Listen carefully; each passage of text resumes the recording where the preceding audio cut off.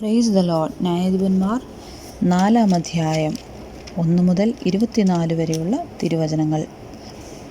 യഹൂദ് മരിച്ച ശേഷം ഇസ്രായേൽ മക്കൾ വീണ്ടും യഹോവയ്ക്ക് അനിഷ്ടമായുള്ളത് ചെയ്തു. യഹോവ അവരെ ഹാസോരിൽ വാണ കനാന്യ രാജാവായ യാബീന് വിറ്റുകളഞ്ഞു. അവൻ്റെ സേനാപതി ജാതികളുടെ ഹെരോശയത്തിൽ പാർത്തിരുന്ന സീസരെ ആയിരുന്നു. അവന് 900 ഇരുമ്പുരഥമുണ്ടായിരുന്നു. അവൻ ഇസ്രായേൽ മക്കളെ 20 സംവത്സരം കഠിനമായി ഞെരുക്കിയതുകൊണ്ട് ഇസ്രായേൽ മക്കൾ യഹോവയോട് നിലവിളിച്ചു. ആ കാലത്ത് ലപ്പീദോത്തിൻ്റെ ഭാര്യയായ ദെബോറ എന്ന പ്രവാചകി ഇസ്രായേലിൽ ന്യായപാലനം ചെയ്തു. അവൾ എഫ്രൈം പർവ്വതത്തിൽ രാമയ്ക്കും ബഥേലിനും മധ്യയുള്ള ദെബോറയുടെ ഈന്തപ്പനയുടെ കീഴിൽ പാർത്തിരുന്നു. ഇസ്രായേൽ മക്കൾ ന്യായവിസ്താരത്തിന് അവളുടെ അടുക്കൽ ചെല്ലുക പതിവായിരുന്നു. അവൾ അബീനോവാമിൻ്റെ മകനായ ബാരാക്കിനെ കേദേശ് നഫ്താലിയിൽ നിന്ന് വിളിപ്പിച്ച് അവനോട്, നീ പുറപ്പെട്ട് താബോർ പർവ്വതത്തിൽ ചെന്ന് നഫ്താലിയുടെയും സെബുലൂൻ്റെയും മക്കളിൽ 10,000 പേരെ കൂട്ടിക്കൊള്ളുക. ഞാൻ യാബീൻ്റെ സേനാപതി സീസരെയും അവൻ്റെ രഥങ്ങളെയും സൈന്യത്തെയും കീശോൻ തോട്ടിനരികെ നിന്റെ അടുക്കൽ കൊണ്ടുവന്ന് നിന്റെ കയ്യിൽ ഏൽപ്പിക്കുമെന്ന് ഇസ്രായേലിൻ്റെ ദൈവമായ യഹോവ നിന്നോട് കൽപ്പിക്കുന്നു എന്ന് പറഞ്ഞു. ബാരാക്ക് അവളോട്, നീ എന്നോടുകൂടെ വരുന്നെങ്കിൽ ഞാൻ പോകാം, നീ വരുന്നില്ല എങ്കിൽ ഞാൻ പോകയില്ല എന്ന് പറഞ്ഞു. അതിനവൾ, ഞാൻ നിന്നോടുകൂടെ പോരാം, എന്നാൽ നീ പോകുന്ന യാത്രയാൽ ഉണ്ടാകുന്ന ബഹുമാനം നിനക്ക് വരികയില്ല. യഹോവ സീസരെ ഒരു സ്ത്രീയുടെ കയ്യിൽ ഏൽപ്പിച്ചു കൊടുക്കും എന്ന് പറഞ്ഞു. അങ്ങനെ ദെബോറ എഴുന്നേറ്റ് ബാരാക്കിനോട് കൂടെ കേദേശിലേക്ക് പോയി. ബാരാക്ക് സെബുലൂനെയും നഫ്താലിയെയും കേദേശിൽ വിളിച്ചുകൂട്ടി. അവനോടുകൂടെ 10,000 പേർ കയറി ചെന്നു.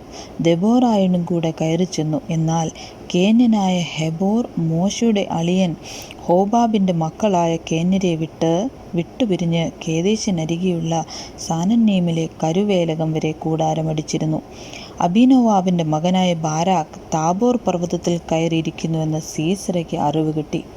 സീസരെ തൻ്റെ 900 ഇരുമ്പുരഥവുമായി തൻ്റെ എല്ലാ പടജ്ജനത്തെയും ജാതികളുടെ ഹോരേശത്തിൽ നിന്ന് കീശോൻ തോട്ടിനരികെ വിളിച്ചുകൂട്ടി. അപ്പോൾ ദെബോറ ബാരാക്കിനോട്, പുറപ്പെട്ടു ചെല്ലുക, യഹോവ എന്ന് സീസരയെ നിന്റെ കയ്യിൽ ഏൽപ്പിച്ചിരിക്കുന്നു, യഹോവ നിനക്ക് മുമ്പായി പുറപ്പെട്ടിരിക്കുന്നു എന്ന് പറഞ്ഞു. അങ്ങനെ ബാരാക്കും അവൻ്റെ പിന്നാലെ 10,000 പേരും താബോർ പർവ്വതത്തിൽ നിന്ന് ഇറങ്ങിച്ചെന്നു. യഹോവ സീസരയെയും അവൻ്റെ സകല രഥങ്ങളെയും സൈന്യത്തെയും ബാരാക്കിൻ്റെ മുമ്പിൽ വാളിൻ്റെ വായ്ത്തലയാൽ തോൽപ്പിച്ചു. സീസറെ രഥത്തിൽ നിന്ന് ഇറങ്ങി കാൽനടയായി ഓടിപ്പോയി. ബാരാക്ക് രഥങ്ങളെയും സൈന്യങ്ങളെയും ജാതികളുടെ ഹാരോശെത്ത് വരെ ഓടിച്ചു. സീസറയുടെ സൈന്യമൊക്കെയും വാളിൻ്റെ വായ്ത്തലയാൽ വീണു, ഒരുത്തനും ശേഷിച്ചില്ല.